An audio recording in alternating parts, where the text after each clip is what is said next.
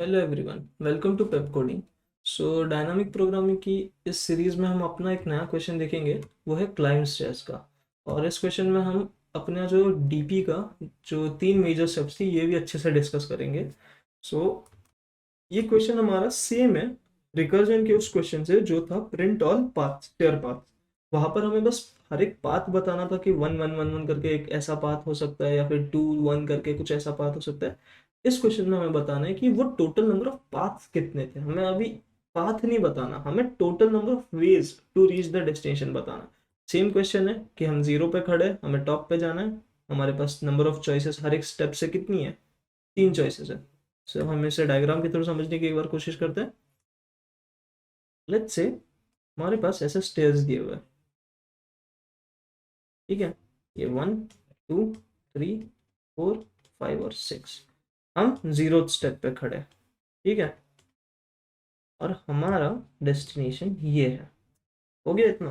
अब हमारे पास कितने चॉइसेस थे? 1 2 और 3, तीन चॉइसेस थे। यानी कि क्या, मैं जीरो से यहाँ पर जा सकता था, यहाँ पर जा सकता था या फिर यहाँ पर जा सकता था। और यहाँ से आगे क्या पाथ हो सकते वो एक्सप्लोर कर सकता था। जैसे कि वन से अगर मैं बस हर हर स्टेप पे वन वन की स्टेप लूँ तो एक ये एक ये एक ये हर एक से वन वन की स्टेप लेके डेस्टिनेशन पहुंच गया। लेट्स से मैं अगर हर एक से टू टू की स्टेप लेके डेस्टिनेशन तक पहुंचना चाहता था तो टू टू की स्टेप्स लेके डेस्टिनेशन तक पहुंच गया। ठीक है, तो ऐसे हमारे पास नंबर ऑफ वेज कितने हमें ये प्रिंट करना है। सो आई होप आपको ये क्वेश्चन क्लियर हो गया होगा कि हमें करना क्या। ठीक है, नाउ पहले हम इसका एक बार रिकर्सिव अप्रोच एक बार डिस्कस कर लेते हैं सो दैट आपको थोड़ा सा आइडिया लग जाएगा। ठीक है, समझिए हम लोग 4 पे है और हमारा डेस्टिनेशन था, डेस्टिनेशन 4 है और सॉरी हमारा सोर्स 4 है और डेस्टिनेशन 0 है। अब हम लोग क्लाइंब डाउन का एग्जांपल देख रहे हैं, सेम ही होता है। Climb up climb down approach same ही होगा हमारा। ठीक है, ना यहाँ से हमने तीन कॉल्स लगाई। हम कहाँ गए? हमारे पास क्या था? 1 2 और 3, यानी कि क्या था? n-1, sorry n-1, n-2 and n-3। ये n-1 n-2 n-3 का एक बार डायग्राम भी हम डिस्कस कर लेते हैं कैसा होगा हमारा। हमें उससे आपको और अच्छे से आइडिया आ जाएगा कि इस क्वेश्चन में करना क्या है। लेट्स से हमारा सोर्स ये है, हमारा डेस्टिनेशन ये है। हमने n-1 का एक कॉल लगाया, n-2 का एक कॉल लगाया और एक n-3 का एक कॉल लगाया। ठीक है, यहाँ से हम लेट्स से इंटरमीडिएट 1 तक पहुँच गए, यहाँ से इंटरमीडिएट 2 तक और यहाँ से इंटरमीडिएट 3 तक पहुँच गए। और इंटरमीडिएट 1 से कुछ रास्ते हैं, इंटरमीडिएट 2 से कुछ रास्ते हैं और इंटरमीडिएट 3 से कुछ रास्ते हैं लेट्स से। सो ये रास्ते क्या थे हमारे? एक्स वाई और जेड। ऐसा हम सोच लेते कि एक्स वाई जेड है। सो हमें रिटर्न क्या करना है? Answer X plus Y plus Z, that is total number of paths to reach और total number of ways to reach our destination from our source, starting from our source. So इससे आपको और अच्छा सा idea आ गया होगा कि अब हमें करना क्या है। एक बार रिकर्सिव आपके लिए डिस्कस कर लेते हैं। रिकर्जन अप्रोच हम लोगों ने ट्री कैसे बनाया था, इससे आपको याद आ जाएगा तो थोड़ा सा आपको इजी होगा और जल्दी सॉल्व करना। सो यहाँ से हमारा क्या था? हमारे तीन कॉल्स लगी n-1 n-2 n-3 की, यानी कि एक स्टेप दो स्टेप तीन स्टेप। मैंने एक स्टेप नीचे उतरा मैं, यानी कि 3 पहुंच गया। एक स्टेप दो स्टेप नीचे उतरा यानी कि कहाँ? 2 पहुंच गया। यहाँ से मैं तीन स्टेप नीचे उतरा तो मैं कहाँ पहुंच गया? 1 पे पहुंच गया। अब सिमिलरली यहाँ से भी तीन स्टेप्स तीन कॉल्स लगी मेरी, मैं यहाँ से 2 पे पहुंच गया, 1 पे पहुंच गया, 0 पे पहुंच गया। यहाँ से जब तीन कॉल्स लगी कहाँ पहुंच गया मैं यहाँ से पहुंचा 1 पे, यहाँ से 0 पे, यहाँ से -1 पे। यहाँ से भी तीन कॉल्स, कहाँ पहुंचा मैं? 0 पे, -1 पे, -2 पे। ठीक है, हम पूरा ट्री बना लेते फिर आगे की चीज़ें डिस्कस करेंगे। सो यहाँ से हम क्या कैसे पहुंचे? यहाँ से भी हम लोगों ने तीन कॉल्स लगाई, 1 0 -1। यहाँ से तीन कॉल लगी, -1 सॉरी 0 -1 -2। ठीक है, सेम यहाँ से तीन कॉल लगी, 0 -1 -2। ठीक है, हो गया हमारा रिकर्सिव ट्री। अब यहाँ से हम अपने बेस केस ये वाला भी बना ही लेते हैं। सो 0 -1 -2, इससे आपको बेस केसेस भी याद आ जाएंगे कि हमने उसमें भी कैसे बेस केसेस डिस्कवर किए थे। तो यहाँ पर देखिए, ये जो हमारा जीरो वाला है ना, जितना भी जहाँ पर भी जीरो दिया हुआ है, ये हमारे क्या है? ये सारे हमारे वैलिड पाथ्स है। यानी कि क्या, ये हमें सोर्स से डेस्टिनेशन तक पहुंचा रहा है, यानी कि हमारे वैलिड पाथ्स है। ठीक है, ये आपको समझ आ गया। तो हम बेस केसेस डिटरमाइन करते क्या थे। ये जो ये नेगेटिव वाले थे ना, ये हमारे बेस केसेस थे। ये बेस केसेस क्यों थे, मैं आपको बताता हूँ ये बेस केसेस कैसे थे और क्यों थे। लेट्स से मैं कुछ ऐसी सीढ़ियाँ दी है मुझे,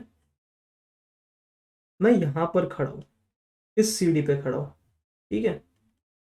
वो तो हमारा फर्स्ट नंबर ऑफ स्टेप था, यानी कि नंबर ऑफ स्टेप स्टेयर कौन सा था, 1 था। हमें डेस्टिनेशन 0 तक जाना था। अब मेरे पास चॉइसेस क्या थी, 1, 2 और 3। मैं एक सीढ़ी नीचे उतरता हूँ, मैं डेस्टिनेशन पे पहुंच गया। ये मेरा एक वैलिड पाथ था, ठीक है, समझ गया मैं कि एक से हो जाएगा मेरा काम। पर अगर मैं 2 सीढ़ियां नीचे उतरा तो मैं कहाँ पहुंच जाता, मैं पहुंच जाता बेसमेंट में, यहाँ पर -1 पे, ठीक है। ऐसी सीढ़ी बनाते हैं, ये -1 पे पहुंच गया, हम कहाँ पहुंच गए, बेसमेंट में। और अगर 2 सीढ़ियां लेता स्टेप्स तो कहाँ पहुंच गया, -2, ये बेसमेंट में और भी नीचे।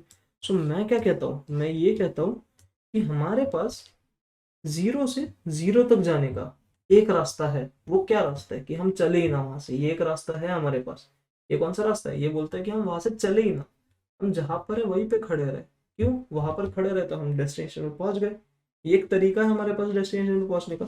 बट -1 से 0 तक पहुंचने का हमारे पास कोई रास्ता नहीं है। क्यों, अगर हम आगे बढ़ गए तो हम आगे ही बढ़ते चले जाएंगे। समझ रहे हो आप कि अगर हम -1 पे है, इसको हम जरा, अगर हमारा क्वेश्चन वे अप का था तो वे अप के थ्रू समझने की कोशिश करते हैं, आपको और अच्छे से समझ आ जाएगा। अगर हम 5 पे खड़े हैं, लेट्स से 5 पे खड़े हैं हम, 5 से एक स्टेप में तो हम लोग पहुंच जाएंगे डेस्टिनेशन पे, तो ये एक वैलिड पाथ हो गया। अगर हम 2 ले लें और 3 ले लें तो हम कहाँ पहुंच गए, 7 और 8 वाले स्टेयर पे पहुंच गए। और मैं कहता हूँ कि 7 से 6 पे जाने का कोई रास्ता ही नहीं है। क्यों, अगर मैं 7 पे खड़ा रहा तो भी मैं डेस्टिनेशन पे नहीं पहुंचा। और अगर मैं आगे बढ़ गया तो कहाँ, 8, 9, 10 आगे ही बढ़ता चला जाऊंगा। सिमिलरली 8 से 6 तक जाने का कोई बात नहीं है, क्योंकि मैं खड़ा रहा तो भी डेस्टिनेशन पे नहीं पहुंचा, और आगे बढ़ गया तो आगे ही बढ़ता चला जाऊंगा। तो देयरफॉर जब भी मैं आउट ऑफ बाउंड निकल जाता हूँ, यानी कि आउट ऑफ मेरे बियॉन्ड माई डेस्टिनेशन निकल जाता हूँ, डेस्टिनेशन के बाहर चला जाता हूँ, तो वहां से मेरे पास कितने पाथ है, मेरे पास 0 पाथ है। तो ये आपको समझ आ गया। तो अब आगे वाला देखते हैं, ठीक है। अगर ये आपको समझ आ गया तो अब आपके लिए डीपी बहुत ईजी है सॉल्व करना, ठीक है। यहाँ से हमने क्या चीजें नोटिस की, ये एक हो गया, बेस केसेस कैसे ये हो रही है, यहाँ पर -1 -2 से क्यों हमारा वापस जाना है इम्पॉस, मतलब वापस डेस्टिनेशन पे जाना, अगर हम डेस्टिनेशन के बाहर चले गए तो वापस डेस्टिनेशन पे आना क्यों पॉसिबल नहीं, ये भी समझ आ गया। बट अब हम यहाँ पर देख सकते हैं, हम लोग रिकर्जन में हमने क्या किया था, ये बहुत ही इंपॉर्टेंट स्टेप है। रिकर्जन में 1 यहाँ पर एक बार सॉल्व हो रहा है, 2 बार सॉल्व हो रहा है, 3 बार सॉल्व हो रहा है, 4 बार सॉल्व हो रहा है। मतलब देख रहे हो 1 मल्टीपल टाइम सॉल्व हो रहा है, इवन दो आंसर तो सेम ही देने वाला है। आंसर क्या देने वाला है वो हर बार यही आंसर दे रहा है हर जगह पे। देखिए नोटिस कीजिए, यही आंसर नहीं आ रहा उसका हर जगह पे, सेम आंसर, ठीक है। ये आपको समझ आ गया। सिमिलरली जो हमारा 2 है, यहाँ पर 2 बार सॉल्व हो रहा है। मतलब रिकर्जन में दिक्कत क्या हो रही थी, रिकर्जन में ये दिक्कत आ रही थी कि हम सेम सेम पाथ को बार बार ट्रैवल कर रहे थे, जबकि हमें पता है आंसर सेम होने वाला है। यानी कि हम सेम फंक्शन को बार बार कॉल कर रहे थे, सेम फंक्शन बार बार कॉल हो रहा था, विच मीन्स सेम फंक्शन से अच्छा ये हम ऐसे समझे कि सेम पाथ बार बार ट्रैवल हो रहा था, हम एक ही पाथ को बार बार ट्रैवल कर रहे थे। विच मीन्स कि यहाँ पर हमारा टाइम मैनेज नहीं होता, मतलब टाइम ज़्यादा लग रहा था। तो हमें डीपी कैसे हेल्प करता है, अब हम डिस्कस करेंगे हमारा डीपी को। डीपी हमारा क्या हेल्प करता था लेते हैं, ठीक है। डीपी के 3 मेजर स्टेप्स थे। पहला था storage and meaning, second step था डायरेक्शन ऑफ प्रॉब्लम,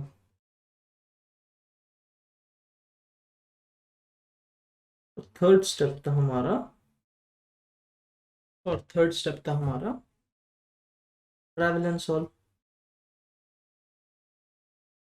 ठीक है। सो पहला हम डिस्कस करते हैं स्टोरेज एंड मीनिंग।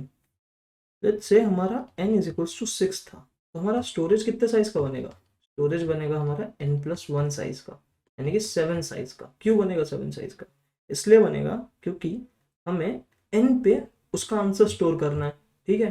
यानी कि n पे n का आंसर स्टोर करना है।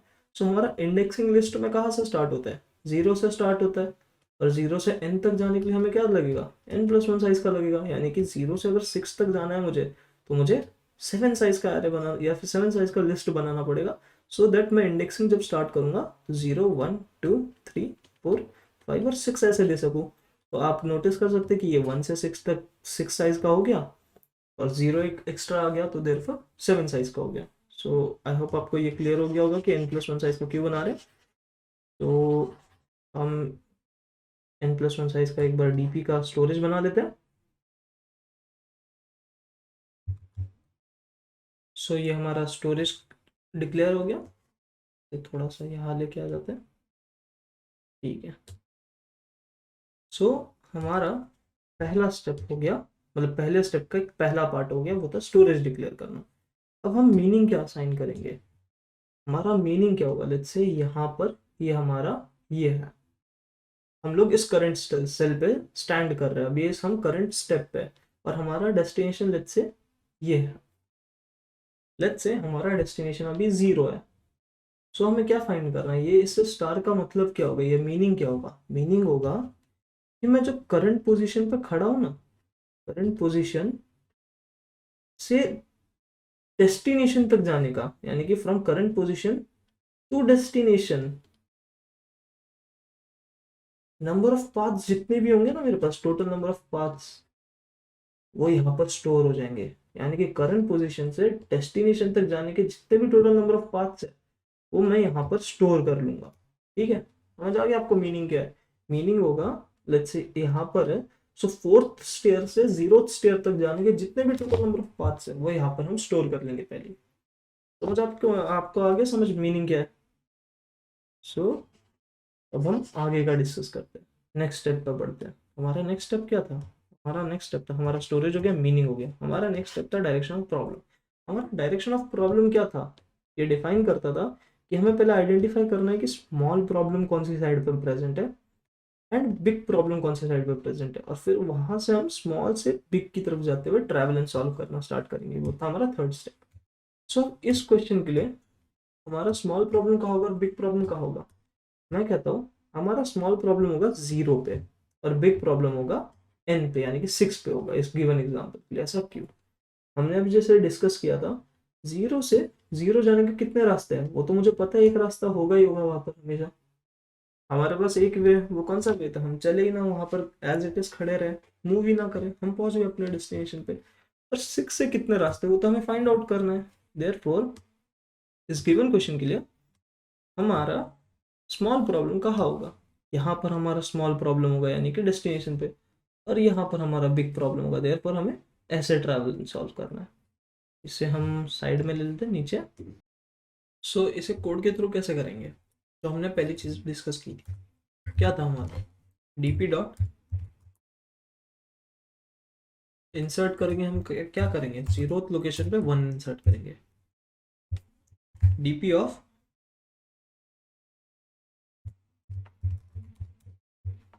लिस्ट में हम फर्स्ट लोकेशन पे क्या डालेंगे, 1 डालेंगे, फिर से डीपी ऑफ